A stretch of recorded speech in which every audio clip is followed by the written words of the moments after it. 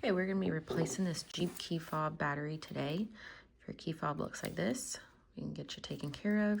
All you'll need is a replacement battery, so we can place this link below for you where you can get that directly from Amazon and get your new battery replaced. So first you'll pop this key open right here, slide this key out. You'll actually be using your key and place it in this groove to separate the two pieces, like so.